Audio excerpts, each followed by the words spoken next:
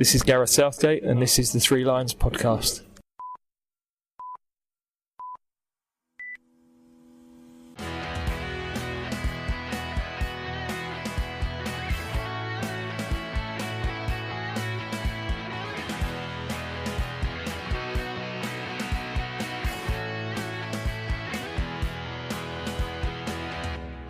Hello and welcome to the Three Lions podcast. My name is Russell Osborne and this is an independent England football supporters podcast.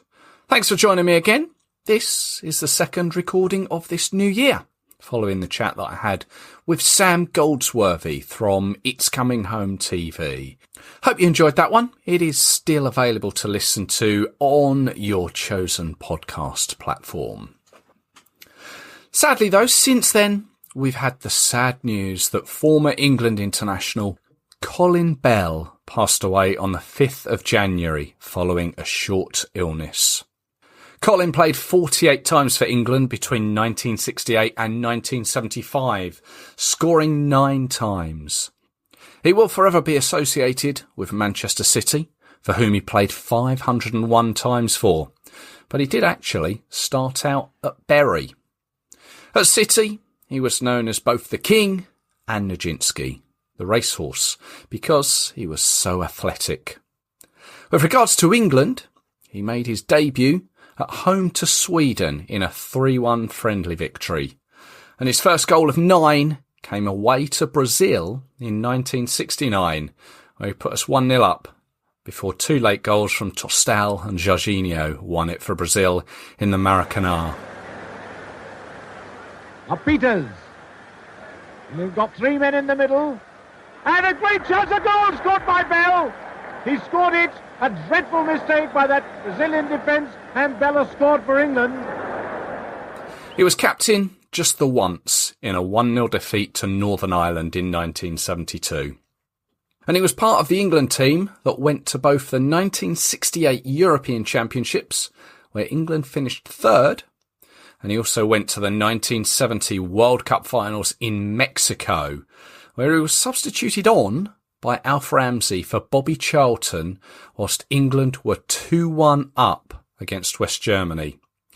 And it was later deemed to be a mistake by Ramsey that would cost England the game and retaining the trophy. Colin was 74, and we send our condolences to his family and friends.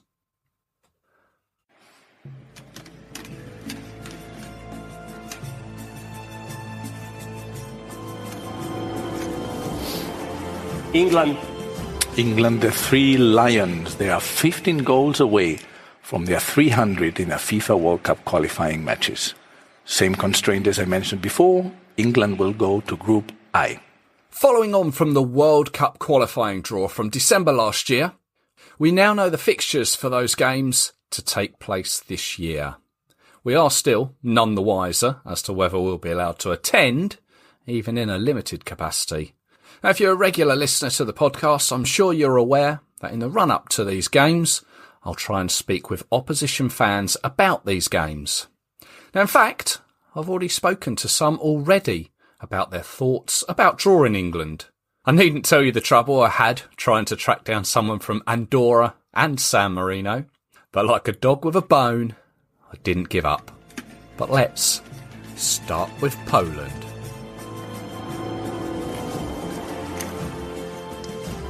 Poland, on his way to the 2018 finals, Robert Lewandowski's 16 goals broke the record for a FIFA World Cup European qualifying campaign. This time he will have to face Three Lions, England in Group I.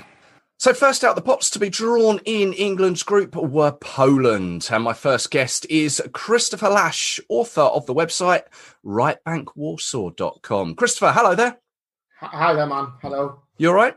Yeah. Well, COVID, but yeah, everything's okay in general. Yeah. That's the main thing, as long as you're okay. You're over in Poland, and Right Bank Warsaw is your website. Go on, just give us the background behind that. Yeah, I mean, I'm living over here. I've been living here since 2011, and I was here in the build up to the Euro 2012 when Poland hosted with Ukraine, and I just set up a blog, and it's sort of I'm not writing that much on it anymore, but it really got, for a long time I was putting a huge amount of effort into it, and it sort of deals with just things around the Polish game. It talks about club football, Polish teams in European football, which hasn't been very good.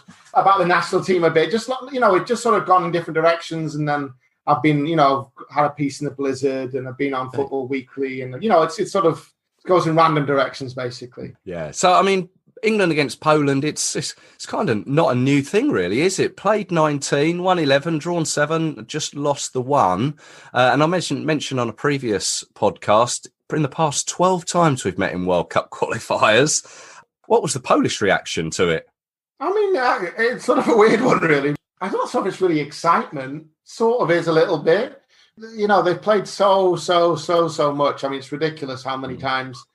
Also in qualifiers, I mean, not that many friendlies, but just tons and tons and tons of European qualifying groups, and also World Cup qualifying groups. And, Poles love the Premier League like so many people around the world, even though it has its flaws. And so, I mean, they're very, very familiar with English football. It's definitely not exotic. For Poles. But, it's interesting. I mean, a lot of good young players in England, and I think because people know so much about it, it's always kind of a little bit special to play against England, even if England haven't really been that amazingly successful in the last 50 years. Yeah, I mean, did we hearing any sort of feelings from Polish people saying, actually we could win this group, we can beat England? I think the Polish national team, I mean, the coach currently, the manager, I'll say the name, but you probably won't even be able to. The Brzęczak is very complicated, but as is most Polish pronunciation. But he's the uncle of Kuba, the player who played for Dortmund, and Błaszczykowski, who's, him and Lewandowski were playing at Dortmund for a long time. Right. So he's the uncle of Kuba, and he's not people don't like him very much. So I don't think there's not much positivity. I mean, there's a bit of positivity, but the players are good, but people don't really respect the manager very much. And I mean, I think that there are discussions. I don't think it's going to happen of maybe a change of manager before the Euros in 2021. If that happens, I think people would be more positive about it. But I mean, I think that people realise that they're second favourites in the group easily. So. Okay, I mean the first game between the two will be back end of March, Wednesday the 31st of March. Will be at Wembley. Well, I'm assuming it will be at Wembley, and the away leg 8th of September. So plenty of time for that one. Will be the away game. The last time we played away in Poland was the game that I went to. Well, or partially went to, because I went into the ground before it was called off. This is the infamous rained off game that was then played the next day, which was of course, because they didn't close the roof. But yeah, it was 1-1 the next day. There was talk over here that obviously the big stadium is in Warsaw, but there's a new ground in Solesa, Chorzów, that we just mentioned off air. Yeah, it's a famous old ground. Well, they actually renovated it, but it was the ground that England lost to. The only time England ever lost to Poland was in '73 when Bobby Moore messed up and Lubanski basically chased after him, and they won 2-0 Poland. But then they've redone the stadium. And Poland's got very good stadiums. I mean, because of the Euros, so of course. There's 3 or 4 stadiums where it could be played in, but it probably will be in the national stadium. I mean, by September, we're hoping that most people will be vaccinated, and then there might even be 50% attendance or something like that. But there's so many things that are not sure in this weird time that we're living in. So yeah, I mean, should England fans be allowed to come over for it and be allowed into the grounds? What's there to look for in, say, Warsaw or in Poland in general? Food, drink. What would you recommend? Well, I think Warsaw is a lot. I mean, maybe not more. I don't want to, I don't think that many people from the region that you were talking about before are going to be listening to the podcast. But Warsaw is a pretty modern European city nowadays. It's not it's not like these kind of, what do you call it? The stereotypes about Eastern Europe. At all. I mean, you went here in 2012, and a lot of people travelled around Poland as well during the Euros, and so it's doing very well in lots of respects. So, I mean, there's loads of nice restaurants, and obviously none of these places are open now because of COVID, Yeah. But it's a great city. Hopefully some of those restaurants won't have gone bust during this whole thing. But I mean, it really is. It was until COVID a flourishing city. So see what happens. But there's lots of places. I mean, there's a really nice park just next to the National Stadium, which is a beautiful park, which you can have a walk around in. Some cafes there and stuff. So really nice street just near the National Stadium with restaurants and stuff. So I mean, the big difference is that it doesn't really have that same kind of pub culture as Britain. But then not many places do. Maybe Germany does, but no one else does. So you can find bars, but it's mostly it's not really pubs. It's more there is like an English pub in the centre of town and stuff, which a lot of people go to. But when they come over, but it's not like. It's just not Britain in the way that, you have these pubs and stuff. So. Yeah. But, I mean, there's some really good bars in Warsaw, and it's a good place to go out in. So what is beer of choice in Poland? Oh, there's a lot. I mean, a lot of craft beers. It's become quite trendy to, have loads of these kind of, microbreweries and craft beers and stuff. So I can't really, say one, but there's some really nice craft beer places in the centre, and, you get like 40 or 50 beers to choose from.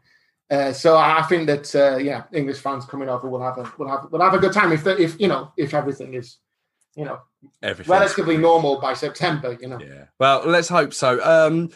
Christopher, thank you very much for introducing yourself to us. Rightbankwarsaw.com is the website. Are you on social media side of things? Yeah, just at Right Bank Warsaw, so you can find me there. Lovely. Oh, let's hope we can we'll catch up before the first game in March. Would be good to catch up then. You can give us the lowdown on the Polish side. Yeah, for sure. No problems. Yeah. Hungary. In Hungary, they have failed to score in only 2 of their last 14 home qualifying matches, and both times it was against Portugal. This time, they will be facing England and Poland in Group I. Okay, next to be drawn out and placed into Group I were Hungary. And I'm pleased to say I'm joined by Tomasz Mortimer from the HungarianFootball.com website. Thomas, hello there. Hi, how are you going? Not too bad, thank you. Thank you for joining us. Yeah, no problem at all. So you are one of 3 hosts, I believe, of the HungarianFootball.com website. Yeah, so we... site's been going for about 10 years now, and we've been running a podcast for about, just after Euro 2016, I think, interviewing players, managers, speaking pretty much on a bi-weekly basis about Hungarian football. Okay, and yourself, how does Hungarian come into your life? Because you've got a nice English accent there. Yeah, Nottingham accent it is. So my grandparents came over from Hungary to England in the Hungarian Revolution, and my granddad, when I was growing up, spent a lot of time with him, so he immersed me into the world of Hungarian football. My dad, who is English, is kind of football mad, and so is my granddad on my other side, so I kind of have this split loyalty really, where my granddad would just tell me about the mighty Magyar team, and he basically bewitched me to kind of follow this, to have this weird passion, I guess. What is a Magyar? So a Magyar is just a Hungarian. That's literally the direct translation. And so the mighty Magyars, for example, from the 50s, would be just basically the mighty Hungarians.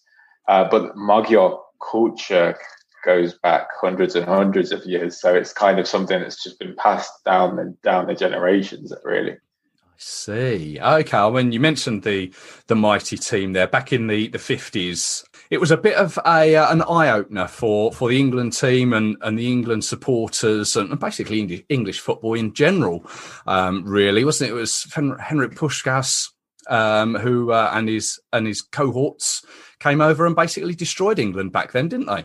Yeah, so when this draw was made, literally all any Hungarian could think of was can we have a repeat of that again, please? I mean, my fear that it might be the other way around.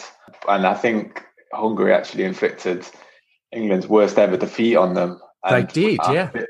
I'm a bit scared that maybe England might want to retaliate during this qualification period. But Hungary are okay now, so maybe that won't happen. But yeah, that team of the 50s was incredible. There's been so much literature written about it, many books, and Jonathan Wilson actually brought out a book just last year, which wasn't even talking about the mighty Magyar team. It was about the time before that and how that legend was created. It is such a story, a well-told story, really. And yeah, it did have a huge impact on England's philosophy as a footballing nation. And maybe a lot of people credit that moment when, there's two moments when Hungary beat England 6-3 at Wembley, and then the 7-1 the next year. People actually credit that with the moment that English football changed and went on to win the World Cup 12 years later. Whether that's true or not, I'm not sure, but it had a huge impact on English football. Yeah, and it all sadly came to an end, though, with the Hungarian Revolution in, was it 56? Yeah, the aforementioned, when my grandparents came over, that was during the revolution. It had a huge impact on Hungarian society. 11 years before that, Hungary was decimated in World War II when the Soviets came in to basically save Hungary from Nazi occupation. But they kind of were brought from, freed from one jailer and then jailed by the next occupation. And 11 years went on and nothing was getting better. Hungarian society was being stifled. And then, this outburst came in the form of a revolution, and it was quickly crushed. Not quickly, it took weeks, but when it came, Stalin put his foot down, and it wasn't nice at all. And Hungarians fled in their hundreds and thousands across the globe, and a lot of that team were part of that fleeing as well. Ferenc Puskás went to Real Madrid to get away from the country, and a lot of players did similar. Sandor Kocic, who is not as well known as Puskás, but if you look at his goal scoring record on Wikipedia, it's absolutely phenomenal. He actually scored more goals for Hungary than he played games, and it was something like 60 and 50 or something absolutely crazy. His record at Barcelona wasn't bad either. So yeah, the team just were decimated by this, and never truly recovered. They weren't bad again in the 60s and 70s, but after that, it just went to a horror show. Yeah, I mean, people may not realise that Hungary were actually World Cup finalists back in ~54, but sadly, though, not well. The team hasn't qualified for the World Cup since 1986. So, but hoping for a better performance this year. What's the general feeling in Hungary that you're aware of? Yeah, so the draw itself couldn't have been any more exciting, really. To play England is really, really cool, because England and Hungary haven't met in a competitive game in, I think, 40 years. Wow. It was a qualification period, I think, in the 70s for the Euros. We've met in a few friendlies since then, but that's about it. So it's really exciting to play England again in that, and English football culture is absolutely huge in Hungary as well. Then also we have Poland, who we see as our cousins, really. It's really weird. We have this really strong vibe with the Polish. Okay. You might see it on social media and stuff after the draw. Like, if you went looking for it, you'd see it. The two cultures are very similar, and the people just love each other. And if you go to a Hungary game wherever around the world with fans, you'll hear Polska chanted, and if you go to a Poland game in around the world, you'll hear Ria Ria Hungaria. So that game is going to be really special. Yeah. But we're going to be obviously vying for second place with them. Like, England are going to run away with the group, I'm sure. I don't think Albania are that great. Obviously, San Marino and Andorra are going to be the whipping boys, unfortunately. Yeah. And I think we're just going to be vying with them for second place. So it's going to be really interesting in terms of that. But it's excitement, really, like to have our cousins there in the group, to have England there in the group, and then to have 3 other winnable ties. I think couldn't have asked for more, really. Yeah. Well, I mean, the fixtures are, they're a fair distance away. 2nd of September will be the away leg. 12th of October will be the home one. For England fans looking to come to Hungary, and I'm assuming it's going to be Budapest in the new stadium over there, and obviously we're keeping our fingers crossed, COVID all related. What can England supporters expect in Budapest and Hungary? You're going to a great city, honestly. When this draw was made, so many of my England mates were just like, oh, yeah, let's go, come on.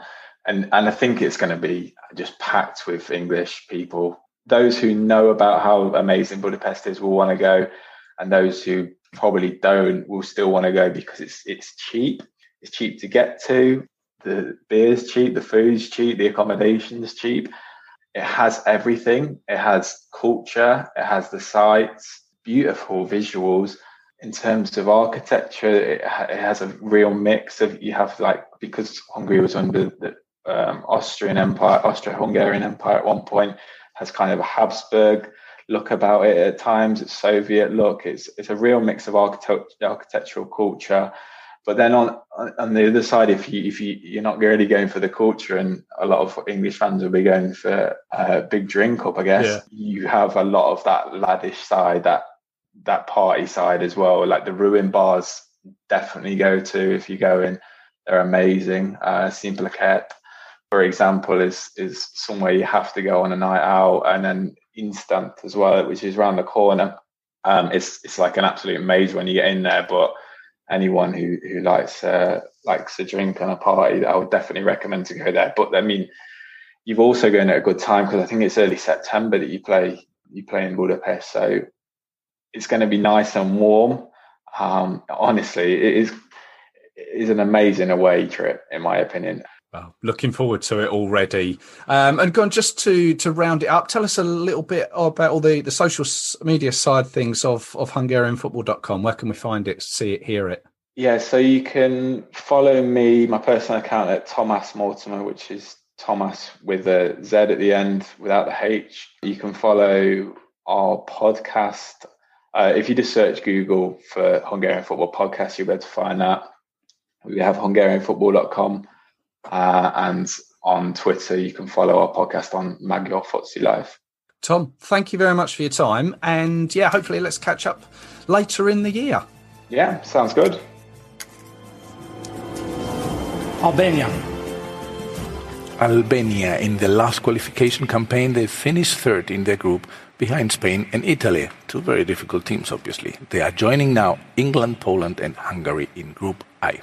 Let's go to New York, of all places, and speak with Elton Kohila, because he is an Albanian fan living in New York in America. Elton, hello there. Hey, Russell. Thanks for having me on the show. No, you're very welcome. Welcome along. Albania against England. How did you feel when that came out? Well, it's pretty exciting in the sense that I will get to travel to England in November of next year. Looking forward to that away trip for sure. It's one of the few away trips that I really look forward to, along with probably Germany, Italy, and maybe Spain.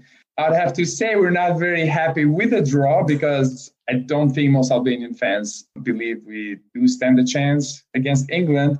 Although I feel like we might have a bit of a chance against Poland and Hungary.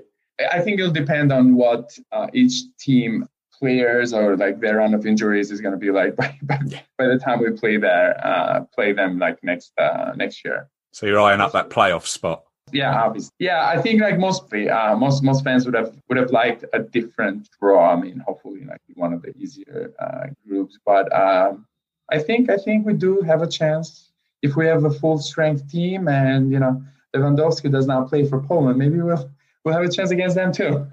I think everyone will be hoping that Lewandowski's not playing in their games. I mean, no one wants to see an injury, but an injury for a broken leg or something would keep him out for a little while. Yeah, no, definitely do not wish any injuries upon him. I really like him as a player. No, absolutely. And I'd like to see him play against us, just not score. Yeah. We've met only 4 times in the past. Do you remember any of those? So yes, I do remember actually the very first time we met. Unfortunately, I was very young to be in the stadium, but I do remember very vividly the away game at Wembley, because it was such a big deal back then. Albania had never played England before. For somehow we always got drawn into Germany groups, and we played Germany, I don't know, maybe I'd say a little over a dozen times over the years. But we had never played England before. Obviously, we were a communist country back then. The regime was not happy that we were drawn with England at the time, because we're sort of political, on the ideological spectrum, we're on the opposite sides. But I think the fans were pretty excited for our team to play at Wembley. The game was very notable because one of our players made the goalie debuted in that game at Wembley for our national team, and he was only 17 years old. Really? So I think, it was Peter Shilton on one side, was I think approaching 40, and then Blendin Albani, who was a goalie, he had just turned 17 a month earlier before he debuted on that game. We got thrashed 5-0, if I'm not mistaken. I don't think we stood a chance against that England team, which I think went on to. Did they get defeated on the semis at the World Cup, on penalties or something? In 1990, yes. In 1990, in Italy. So I think that was probably one of the best England teams that I remember watching play. So it was pretty exciting. I do not remember very well the second time that we met in 2001, because I was, like I mentioned earlier, I was living in the States and we didn't have much of a chance to catch games on TV. Yeah. So I didn't watch any of those games other than, I followed, I watched I went to the away game in Germany, but I did not watch those two games. Yeah. Well, here's a thing that sometimes crops up here in England when Albania's name comes up. Norman Wisdom. What's the deal with Norman Wisdom? Because I know he was seen at it was either the first or the second game in Albania, but he was applauded by the Albanian fans. What's the deal? So the deal with Norman Wisdom is that at the time, going back into the 80s, his movies were very popular with Albanians because those are some of the few movies we could watch, Western movies. Like I said, we're a communist country. The communist regime did crack down on a lot of Western propaganda, and that included, movies as well. They would allow us to watch mostly Italian and French movies, but not a lot of English movies. And Norman Wisdom's movies were some of the few movies that they allowed us to watch, and his comedies were very funny. I mean, a lot of kids that grew up, around my age, they still remember his character, which is called Pitkini, I believe. Right. So in Albania, it's Pitkini, basically. Right. So that's how he was known. And yes, I do remember reading newspaper articles about him going to Albania, I think, on that away game. And that was like a standing ovation in the stadium, if I'm not mistaken. Yeah. That is actually very funny that you mentioned that. I totally forgotten about it. Well, I mean, obviously coronavirus permitting, there'll be England fans looking to go to Tirana. And I know, like we've spoken previously off recording, that you're obviously in the States at the moment, but you've been back a few times to Tirana. What can England fans expect when they go to Tirana? What will they see and what will it be like? Any recommendations? Well, there will definitely be in a new stadium, which was, I think, inaugurated last year. The opening game we played France. Unfortunately, we lost. But there was a pretty, the atmosphere, I feel, will be pretty lively. It's a very small stadium, I think a 25,000 seater. It's kind of like the Southampton Stadium that we discussed earlier. Yep. It's pretty intimate. It's right in the center of the city, not too far away from the block, which is, I think, the more posh part of Tirana. That's where all the clubs are, drinking spots. They'll find a lot of other, foreigners around that area. It's a pretty hospitable environment, I would say. Albanians love when, foreigners visit the country. They're very hospitable.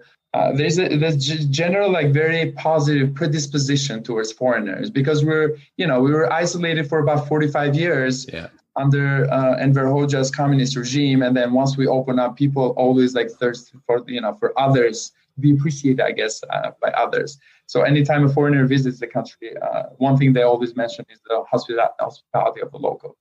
And then the food is great. It's a local, I guess a mix of Mediterranean and Eastern cuisine. So a mix of think of Italian, Greek, and Turkish cuisine. Lots of meat, lots of grilled meat. And the coffee, that I mentioned earlier, the coffee culture is great in the country. Albania is probably one of the few spots in the world where I think the coffee is better than Italy. Although most Italians wanted me to that, but I think it has to do with the water as well. The local water is great. Albania is a very mountainous region, so we get a lot of water, and the water is phenomenal. Unlike most other countries, I think that's one of the main ingredients of coffee, and that's why the coffee is so great. Good one. Yeah, hopefully we can catch up a couple of times throughout the year and see how the qualifying is going, and maybe you can give us a lowdown of what the team is going to be like nearer the time. Absolutely, would love to. I'm looking forward to it. Elton, thank you very much for your time. Always been a real pleasure, Russell. Andorra. They kept a consecutive clean sheet for the first time in a FIFA World Cup qualifying competition when they shut out Faroe Islands and Hungary during the qualifiers for Russia 2018.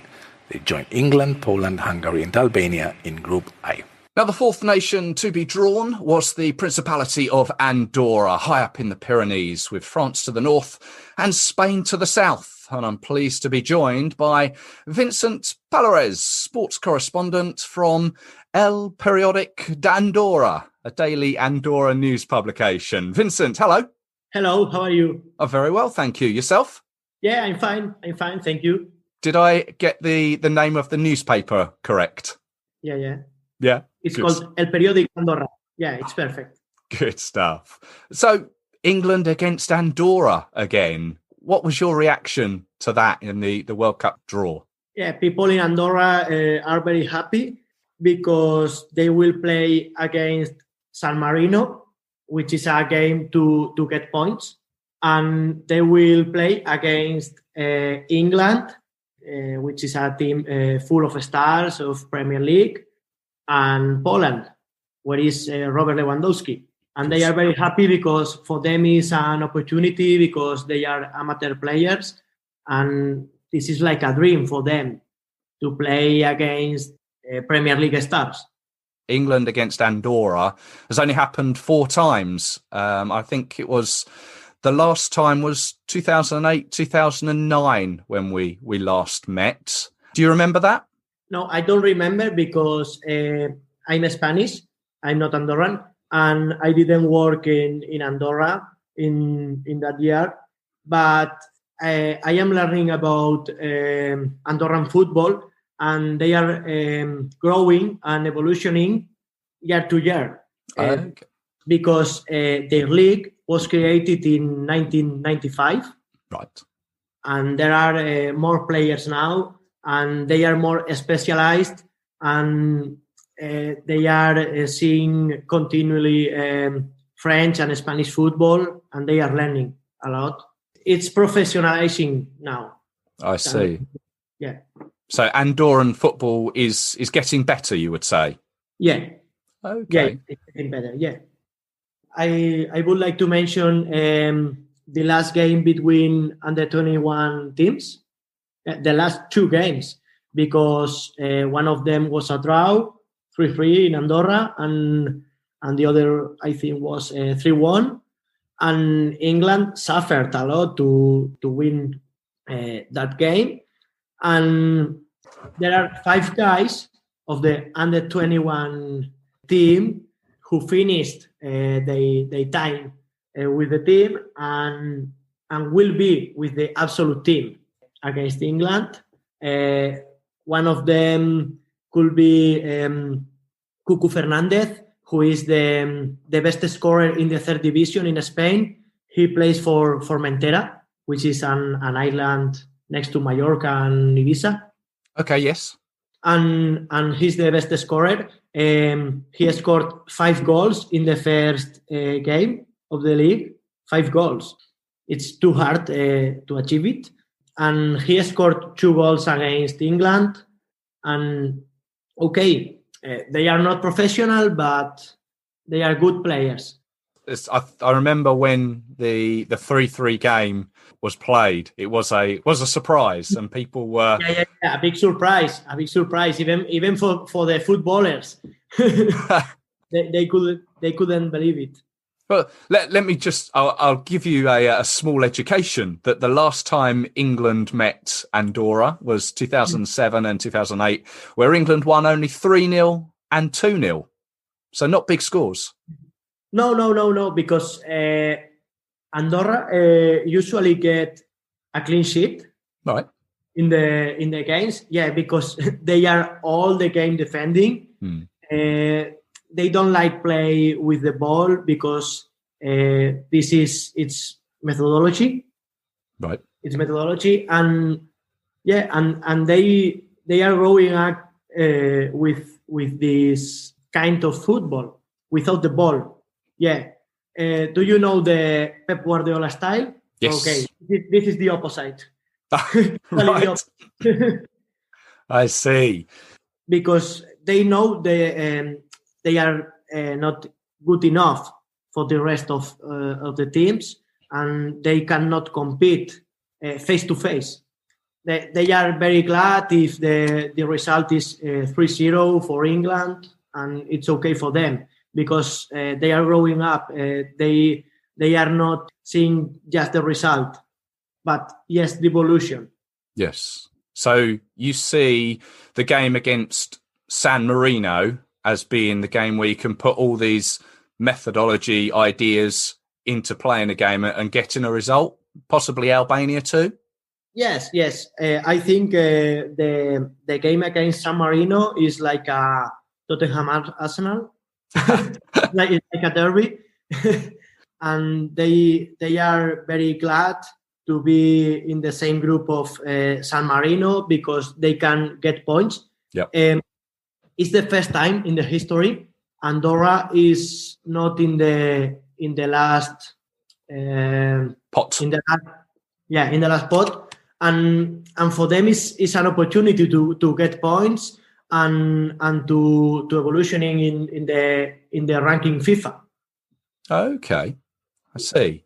Also, the last time England played Andorra, the game was played in Barcelona in Espanyol's, the Olympic Stadium. Mm-hmm. Now, I believe Andorra now have a new stadium. Is that correct? Yeah, they have the national stadium called Estadi Nacional in Catalan. The national team plays there, and also some games in the league. Because the teams have not an own stadium. There are 2 or 3 stadiums in the country, and they play in all of them stadiums. Right. Not as a local or away, home or away. National team plays in the national stadium. Yeah. So is it likely England will play in the Estadi Nacional? Or could it be played in Barcelona again? No. They play all the games in Andorra, and I think now with the coronavirus, it's more difficult to go to Spain. And for the players, for the people, if it's possible to go to the stadium, because we don't know. But no, I'm sure they will play in Andorra. Okay. Well, that's good because I mean the games away to Andorra is later on in the year in October 2021.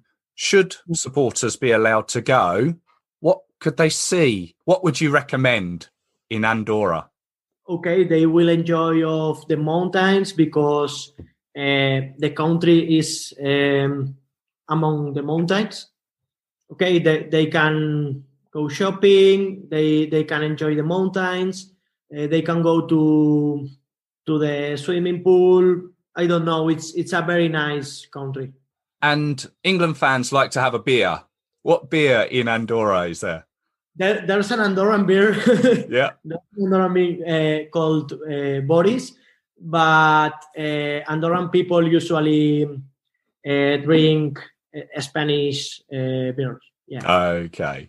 And there's no, am I right in saying no airport, no train station? No, they go to the Barcelona airport.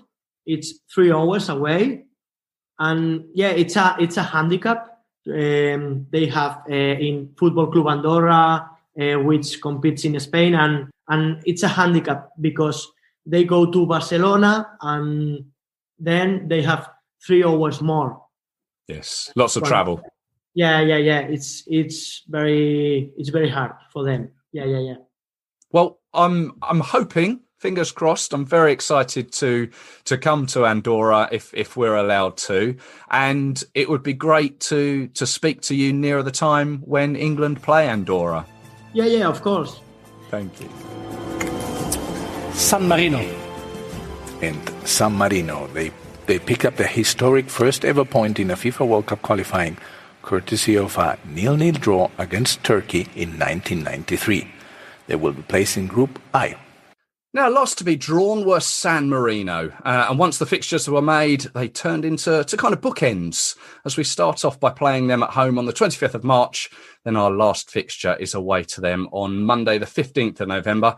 And I'm really pleased to say that I've been joined by Andrea Zoppis, who is the supporter liaison officer for the San Marino FA. Andrea, hello there.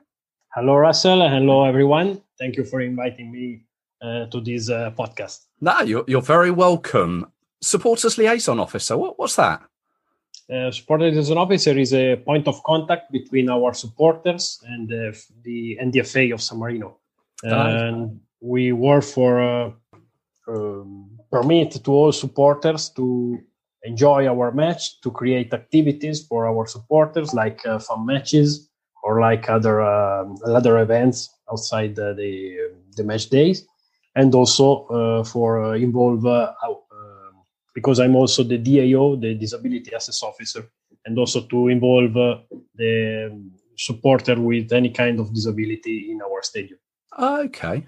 So obviously San Marino were drawn against England and various other countries in the World Cup qualifying. What was the feeling of supporters, San Marino supporters, when England were drawn out? They were really happy. We had a chat with them.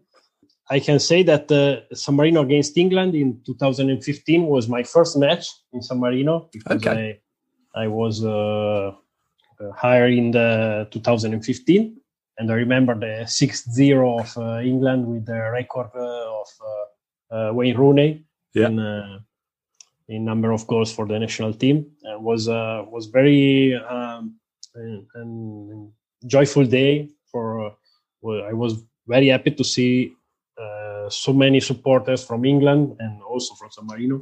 The full stadium is not always like there in San Marino. Yeah, I mean the stadium is the Stadio Olimpico di Serravalle, which it's a running track ground, isn't it? For those that haven't been before. Yeah, the real name is San Marino Stadium. Okay. We have 4,700 places in the stadium. And we hope that, of course, that in November could be full of people. And sometimes we also use, before to have the San Marino Stadium available, we played also in Italy against England and against the big countries. I mean, that game in Italy was quite famous in 1993 because obviously 7 seconds it just took. Was it David Galtieri, I believe? Yeah, David Galtieri, yes. Yeah, that's obviously a highlight for San Marino football, isn't it? Of course, yes. For many years was the highest point of our national team. So do you think you can score again? We hope, yes. Yes, we didn't score in the last Nation Leagues, but we reached 2 draws. That for us is a great result. We never had more than one positive result in a group, and we hope that. Yeah.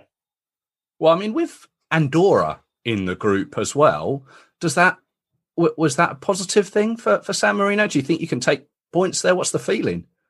Yeah, of course, we have to be honest that. Andorra is quite similar to us for dimension of the country, and probably we have more possibilities to obtain a good result against Andorra than other biggest country.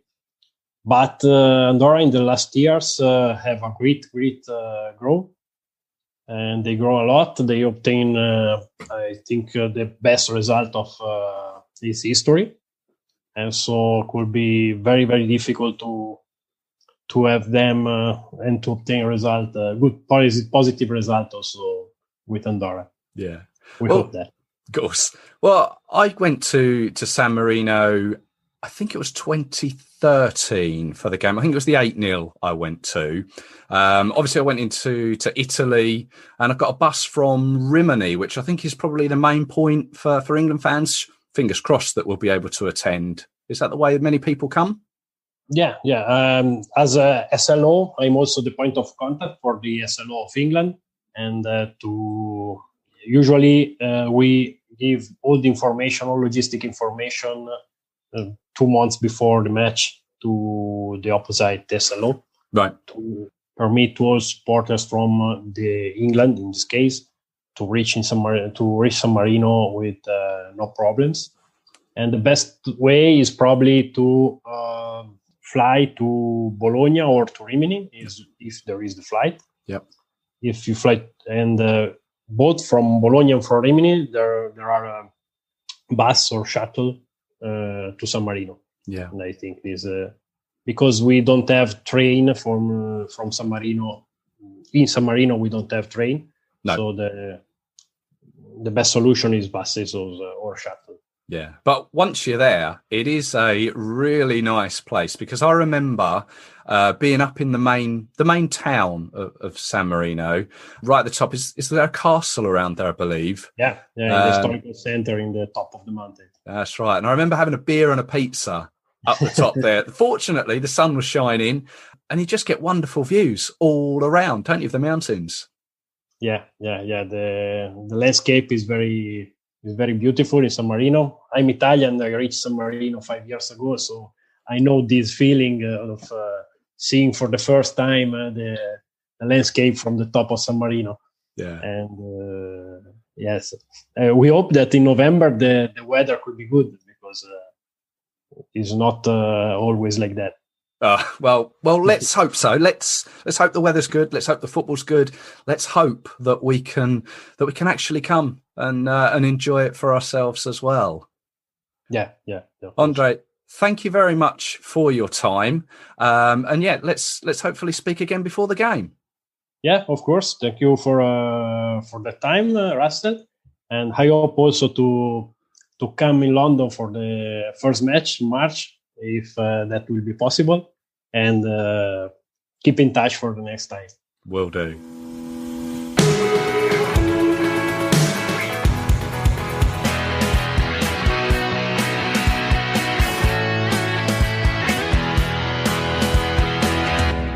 Huge thanks to Christopher Lash from Right Back Warsaw, Elton Kohila, Tomasz Mortimer, Vincente Pallares and Andrea Zoppis for all their contributions and time there.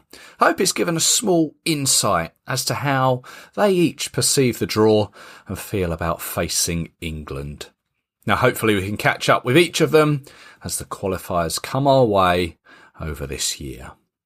Now, one other piece of news since we last spoke was that Phil Neville appears to have agreed terms with David Beckham and Inter Miami about becoming the new man in charge, taking over from Diego Alonso after they finished 19th overall last season in the MLS. Although it has to be said that neither the FA or Inter Miami have confirmed it yet officially. Neville's contract with England and the Lionesses was due to finish at the end of July, with Serena Weigmann replacing him in September.